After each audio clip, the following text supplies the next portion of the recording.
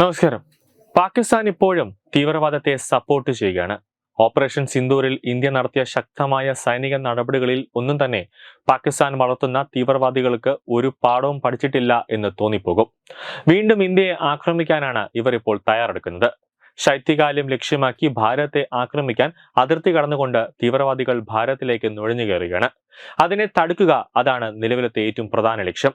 Operation സിന്ദൂറിന് ശേഷം തന്നെ ഭാരതത്തെ ഏത് രീതിയിൽ ആക്രമിക്കാൻ തീവ്രവാദികൾ ഒരു ശ്രമം നടത്തുന്നുണ്ട്. അതുകൊണ്ട് തന്നെയാണ് കർശനമായ ഒരു നിരീക്ഷണം ഇപ്പോൾ ഇന്ത്യ ഒരുക്കുന്നത്. നിലവിൽ ജമ്മു കാശ്മീരിലെ കുപ്വാരയിൽ നുഴഞ്ഞുകയറ്റ ശ്രമം പരാജയപ്പെടുത്തിയിരിക്കുകയാണ് ഇന്ത്യൻ സൈന്യം. കുപ്വാരയിലെ മച്ചിൽ അതിന്റെ പല സെക്ടറുകളിലായി നിയന്ത്രണ രേഖ വഴി കാശ്മീരിലേക്ക് നുഴഞ്ഞു കയറാനുള്ള ഭീകരവാദികളുടെ ശ്രമമാണ് സുരക്ഷാ സേന പരാജയപ്പെടുത്തിയത്. ഏറ്റുമുട്ടലിൽ 2 ഭീകരവാദികളെ സുരക്ഷാ സേന വധിക്കുകയും ചെയ്തു. തിങ്കളാഴ്ച രാത്രി വൈകിയാണ് നുഴഞ്ഞുകയറ്റ ശ്രമം ഉണ്ടായത്. 2 സ്ഥലങ്ങളിലും വെടിവെപ്പും സ്ഫോടനങ്ങളും റിപ്പോർട്ട് ചെയ്യപ്പെട്ടു.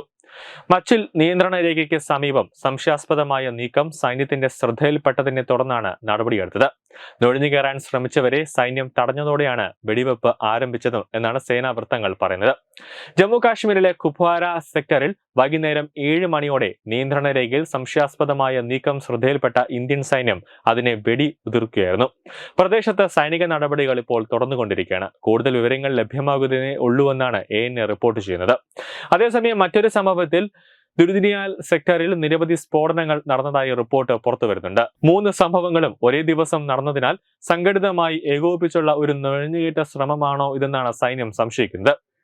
അടുത്തിടെ ഉണ്ടായ വെടിനിർത്തൽ ലംഘനങ്ങളുടെയും അതിർത്തിക്കപ്പുറത്ത് ഭീകരരുടെ സാന്നിധ്യം വർദ്ധിച്ചുവെന്ന റിപ്പോർട്ടുകളുടെയും പശ്ചാത്തലത്തിൽ നിയന്ത്രണ രേഖയിൽ അതീവ ജാഗ്രത തുടരുകയാണ് ഇപ്പോൾ ഇന്ത്യൻ സൈന്യം. സൈനിക നടപടികൾ ഇപ്പോഴും തുടരുകയാണ്. ചില സംശയകരമായ നീക്കങ്ങൾ ശ്രദ്ധയിൽപ്പെട്ടതിനെ തുടർന്ന് ഇന്നലെ രാത്രി 7 മണിക്കാണ് ഏറ്റുമുട്ടൽ ഉണ്ടായിരിക്കുന്നത്.